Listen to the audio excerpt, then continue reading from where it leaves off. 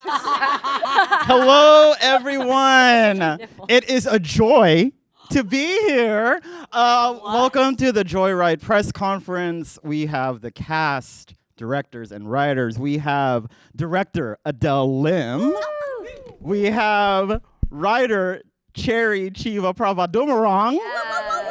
Did I get that right? Okay, work. Teresa Shao. Yes. We have Chris Pang. We have Rohain Aurora. Alexander Hodge over there. We have Sabrina Wu. We have Stephanie Shu. We have Sherry Cola. And we have Ashley Park. Thank you all for being here on this fine Monday, right? Okay. Confirmed. How are y'all? It is Monday. It is Monday. I just want to kind of get right into it. Okay, let's just kind of get the kind of elephant out of the room. This is an Asian film. Right? Spoiler. Asian Spoiler elephant. alert. There's Asians in this film. But yeah, it's Asian and representation is great and all, right? That's great. It's great. We have Asian representation. But I want to talk to the filmmakers and the writers about this, you know. How was it for y'all to create an important narrative that doesn't necessarily center identity but makes it crucial to the story, but also just doesn't make it an quote-unquote Asian film? I feel like there is a lot of booby traps there that you kind of like want to be representation, want to be inclusive, want to have Asian representation, but at the same time have a film that is just for everyone. We're writers, directors, actors. We don't wake up in the morning going like, I want to create a project for representation. You know, Cherry, Teresa, and I, we set out to make a movie that to blow the roof off the place. We created a movie, that we wish we had growing up. We wanted a movie that, we could bring all our friends to and just like laugh our asses off on the screen. Happens to have all those Asian themes and beautiful faces because, look at us and look at all these faces here. And that's really what we set out to do. And, if people identify with it, that is fantastic. But really, it is about just leading with joy. Do you know, every morning I wake up and I'm like, oh my God, I'm Asian. And it's always a shock. And so when we wrote this movie, when Sherry and I were like, you know what, we want to write this crazy movie, we were like, we just want to write it about our friends. And some of our friends also happen to be Asian. Whoa. And actually, Deadeye is white. Yeah. Spoiler. Wait, spoiler alert. Spoiler, culturally. Racially white, culturally Jewish, and Yeah. So I'm sorry, really I inclusiveness was what we're all about here. Yes. We were basically just trying to make each other laugh. And sometimes the things that make ourselves laugh are jokes about Asian grandmas and Asian foods. And hey, if somebody else gets them, great. And if not, maybe those ones they miss. And there's also more universal things like nudity. So, we're trying to touch them all. And then the film premiered. We're trying to That's our version of Pokemon. Joyride Pokemon is we're trying to touch them all. Oh my God. Bring dishonor to us all. Gotta touch them all. Wait, did you just say ass catch 'em? Yeah.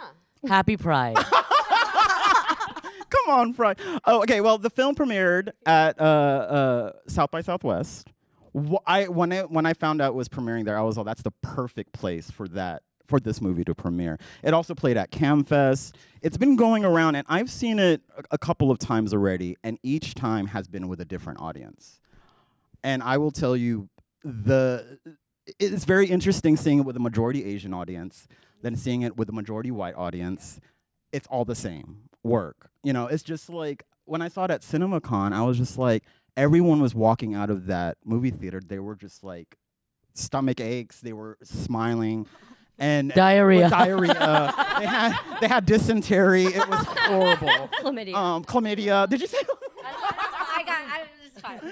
Oh, this is a fun panel. Chlamydia and dysentery. I bet you weren't ready for that this morning.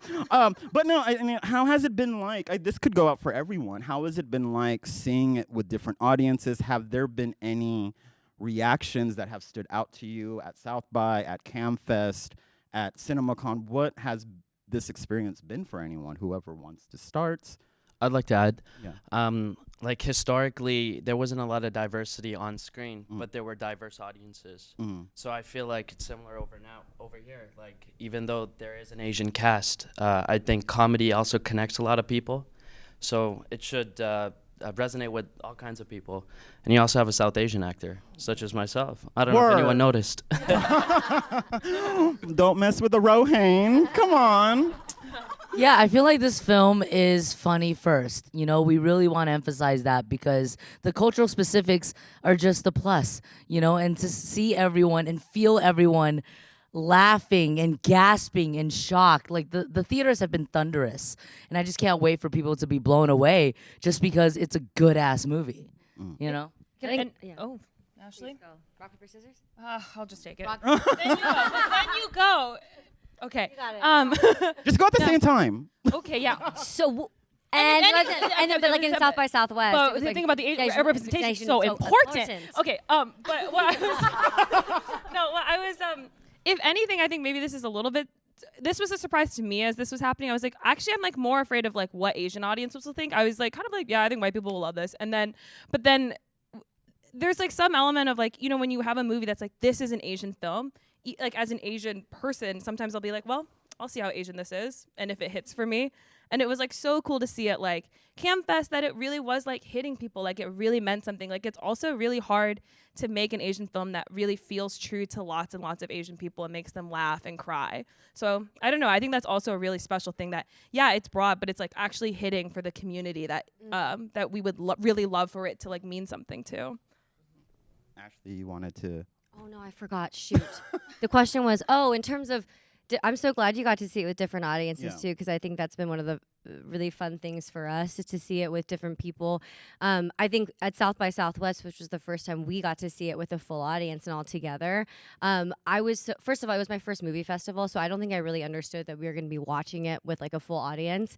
And I think the fact that it was everybody was from a different demographic, different ages, different backgrounds, and everybody found like community and laughing at the same stuff, crying at the same moments, and it really blew me away. And also like I feel like these are some of my closest friends now, and we've all been through something together. And so for me, we made this so genuinely and with so much like heart and laughter that I forgot that this was like a movie that we get to share with the world until South by Southwest. I was like, oh, it's a full movie. And so I think that it's just been really exciting to see that everybody, whether the more specific we are with stuff and the more truthful we are, the more universal it gets. And I really think that I've found in watching it with different kinds of audiences and groups and people that I discover something new every time that I watch it. And so that's been really special. Work. Stephanie? Well, yeah, I have to say that I didn't know how this movie was going to land. And every single time we've gotten to watch it with an audience, I am absolutely floored at how, like, titillated everybody comes out after. Like, every single screening, people are like, like that's literally what people emphasis are on the doing. tit of the titillated. Yes, boobilated. That was chlamydia entering the body. Speak for yourself. Speak for yourself. But it honestly, it's really inspired me. I mean, I remember after South by, it's made me really believe in like the hard R and a summer movie, going to see it with your friends and like laughing with a group of people, a group of strangers. It is really healing. It's really joyful. And I think we need our like insides effervescentized. Come on, vocabulary. Effervescentized. It all You comes heard it back to here the first. SATs, you know? Chlamydia effervescentized. Chlamydia on the SATs. Keep it moving. Keep it Keep moving. it moving. I think one of the things that I really enjoyed about this, well, one, the first time I saw it, I like laughed my ass off, and then I had to pick it up. Second time, I cried my eyes out. Like, towards the end, I was a mess. I was just like, oh, what is the world anymore? And I think that kind of speaks to kind of like, I never realized that there can be levels to comedy, y'all. And I think what really spoke to me was the chosen family aspect of this. And we're in this time, especially with the queer community and just people in general, is like we're choosing people to be around us, who we put our energy into, who we choose to argue with, who we choose to forgive, who we choose to forget. Remember, forgive or forget. I mean, but how does I want to like I could put this to the to everyone here. I think it's a very universal question. How does like the concept of chosen family kind of how did that speak to you in this kind of lens? Yeah, now we're getting deep. No more chlamydia talk. Well, yeah, I mean, this is family.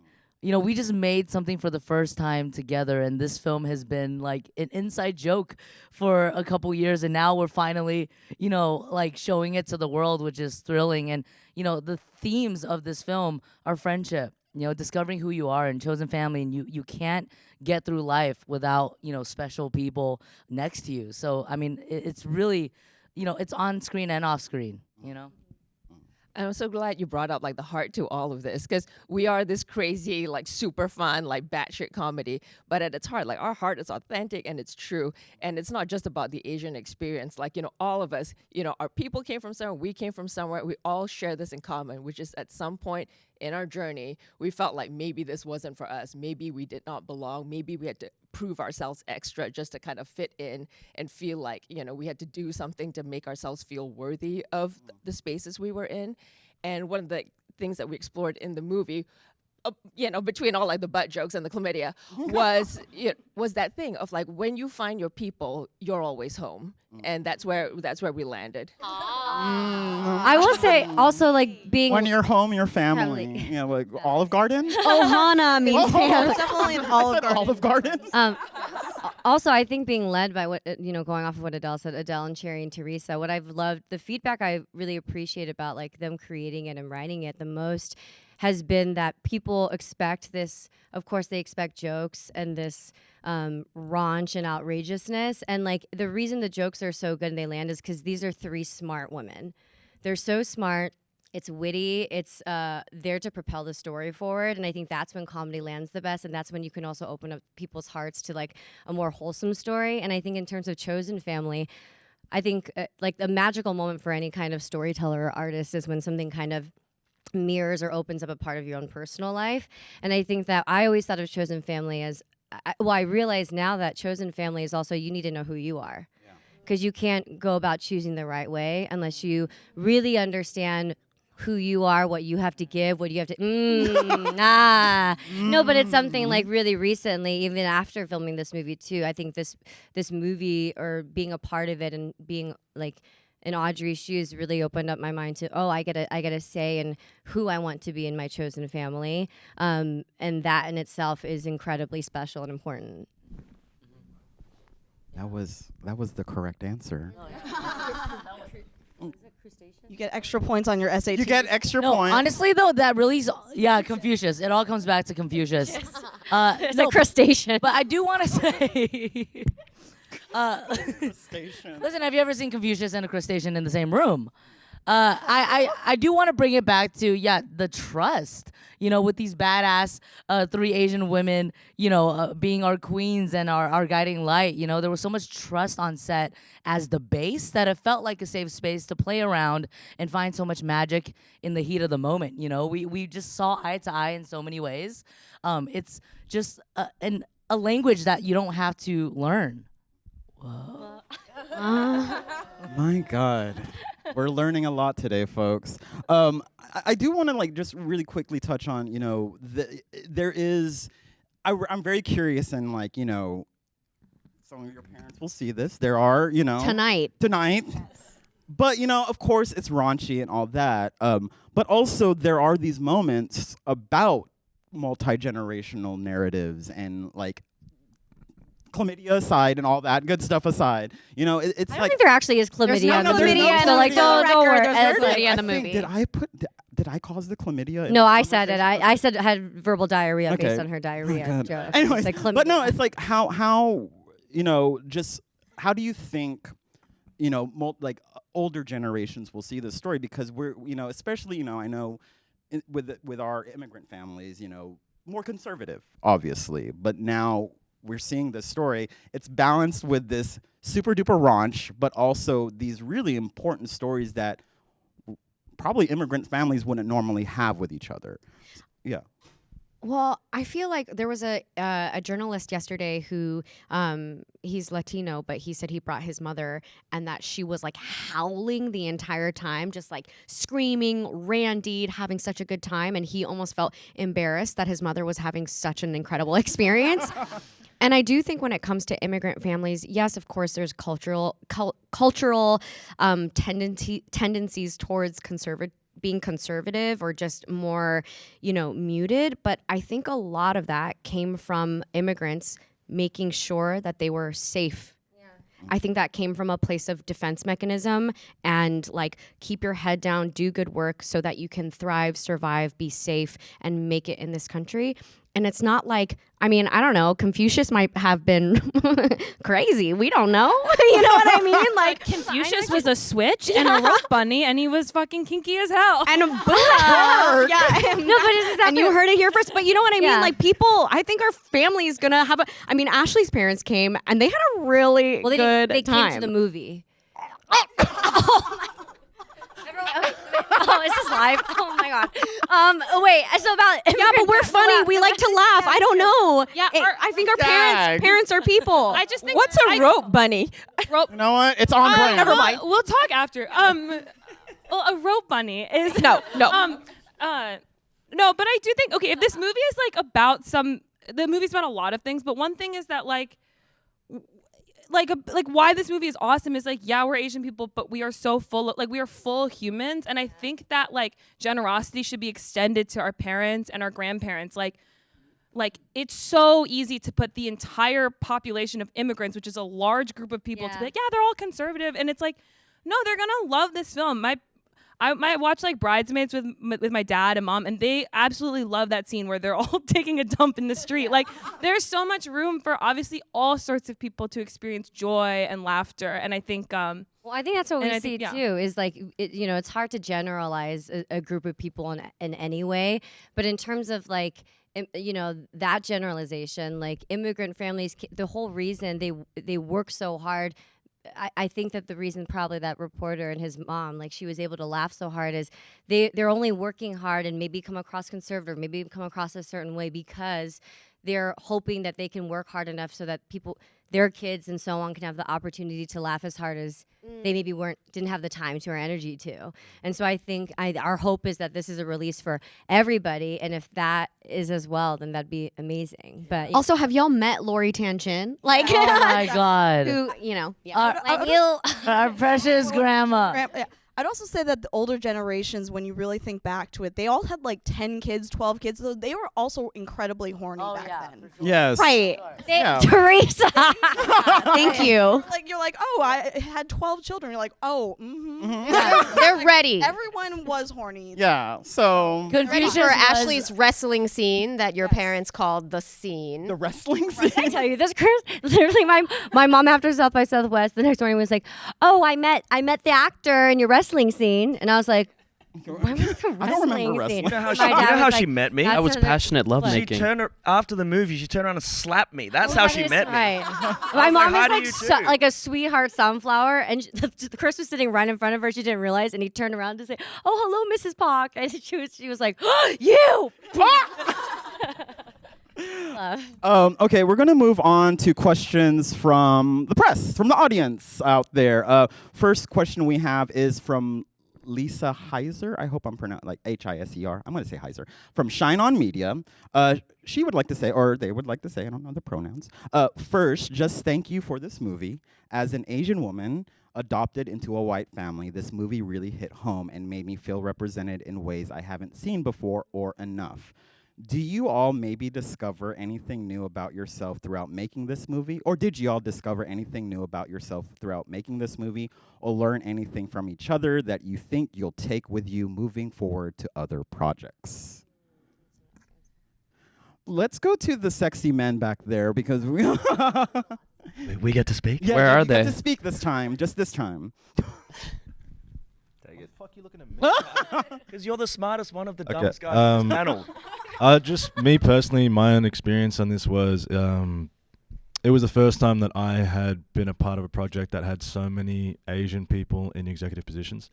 and in positions of power, and I didn't need to explain myself the way that I've had to on every other job, and I realized there's a certain ease with that allows you to do your job, our job as actors, and I'm gonna take that shit everywhere I go. I'm not really into explaining myself anymore. Work. Chris, did you want to say anything? Rohain? No? Y'all representative? I mean, for myself, I think it's a lesson I took away is like how important it is to show up. This has been an incredible experience. And challenge yourself. When you're stuck, you move. And just like the characters, they had to go on a journey to find themselves. And for me, it's been as much of a journey. This has been a joyride. I was at South by South, and now I'm in LA. So it's really important to show up and be courageous. Work. All right.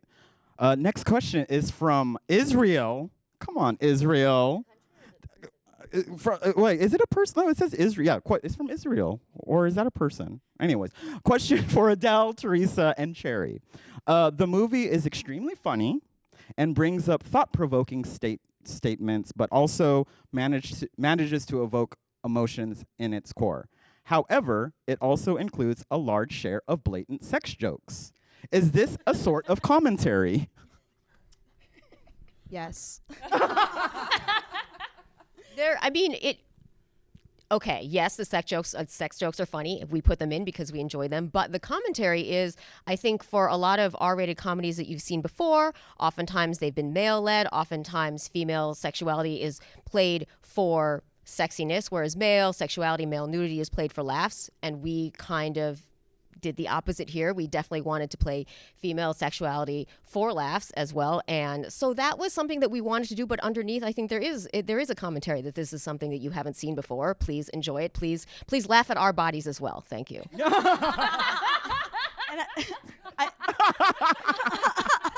Oh, that's such a joyous laugh. I love it. We were all gunning for like the Sabrina home run. Yeah. I think the sort of like Trojan horse that we want to try to like move in with our kind of crazy movie is that like women are allowed to be raunchy and disgusting and sexy and sexual on their own terms, and that they're doing this on their own terms. It's like these guys here are there for Audrey's pleasure only. Word. And she has owned it completely. It's about damn time. So Painful lesson. Yeah, 2 heads are better than one. Oh my God! Listen. You're welcome, Israel. Spoiler alert. 2 heads are better than one. That's actually a thing that Confucius said back in the day. Said this. And now we know why. 2 heads. And that means a lot, too. That could mean many things. Okay. So now we... Kevin Phoenix from Illuminerdi. Come on, Illuminerdi. For Ashley, Sabrina, Sherry, and Stephanie, what was the hardest scene to shoot without breaking character? Or were there multiple? Definitely multiple breakings, and just like holding in laughter, specifically in the scene where we're fighting in Korea, and Steph is hysterically crying and screaming. There's definitely a take in the movie where Sherry's like, I know my face. I know my face and how I was sucking my teeth. you look chiseled though. I look so good. I look so good. I'm You got so like hot that in this movie. buccal happening. The cheekbones were cheekboning. I will say also probably the scene when Deadeye meets Kat Oh, yeah. for the first time that couldn't we had a keep it hard together. time with, and then I think a scene that was cut, which you guys remember. It was Lolo's audition scene where we're about to meet Kat. Sabrina was a total professional. I, as an adult, peed my pants. Sabrina just didn't think that was funny. We cut it, right? We cut most of that dialogue going in, like, but I say pussy, you say tap, because I couldn't stop laughing. It was just such a good time through and through. It was We're painful obsessed with at each some other. points, but Yeah. Blooper reel, huh? Does anyone I think the buy DVD? blooper reel will be longer than the movie. The Laserdisc extras, guys. I made Ashley pee twice. Can you not right now? I said it, and This morning. I said it. My publicist was like, "Ashley, stop bringing up the urine." I again." thought that was a good story. No, it was great, but Cut just, it I up, said it cut once. it up, cut It's it up. live. We can't cut it up. Live? This is live. They're with us in person. Yeah, The there were- confusions and chlamydia is live. all that we've been saying in here has been broadcast to the world. Happy Pride, everyone. Okay, and we have one last question from Michael Lee from the Nerds of Color. For the entire cast, or anyone in general, everyone played their roles like they were actually friends before they filmed Joyride. What did you do to capture that? Did you all have a kind of a getaway together or bonding? I feel like, party? I mean, we clicked pretty intensely immediately. Intensely. I remember for our first table read, we met at Ashley's backyard, or Ashley's backyard, and we rehearsed the WAP number, and we were like, Sabrina, what tricks do you have? And Sabrina just like whipped out beatboxing, and then we kind of like made the WAP song around that for the table read the next day. It was like immediately this hive mind group project. And then I think when we got to Vancouver, as Asians do, we eat. So we just had like amazing meals and broke bread noodles together. We broke Sherry noodles and together. Teresa order at a restaurant like it is the first and last meal we've ever had. It's problematic. It's like I'm doing a mukbang. Okay, I will. Yeah. Yeah. No, I'm sorry. I'm still laughing at us telling Sabrina 2 tricks. Well, Sabrina has a Rolodex. Sabrina has a lot of tricks. Discovered, but also Sabrina. I think Sabrina, me, Teresa, and Josh Fagan, our producer, lost a lot of sleep over Catan, which we tried to get in the movie a lot. So. That's. Do you know what that is? No, what's that? Oh no, let's go. It's only the best board game to have ever been invented. Oh, Settlers of Catan. Yeah, of oh, course. okay. I was like, Catan, like Chris Catan. He's a full name. I was like Chris Catan, the former SNL member. I was like, wait, what? Love games. Yeah, but dope. Yeah, and there was a lot of just like chilling. You know what I mean? Like the downtime where we're just being ourselves without the cameras on, and in our PJs and just reflecting. Like those were the moments that felt like, oh, this is a real friendship. It's really fun. They cast it so well with all these like amazing cameos and people coming in for their 1 to 2 to 4 days of work, and just being so game and willing to like get in their PJs and be part of the family, So it was a really great. Baron Davis, MVP. Dope. MVP. Like honestly, such a good sport. Well, I think that is all the time we have for this wonderful press conference. I want to thank this lovely, beautiful, gorgeous, drop-dead gorgeous cast and crew of Joyride. Thank y'all. Thank you. Go see it in theaters. This is the best movie of the year. Yay. Confucius was a power top.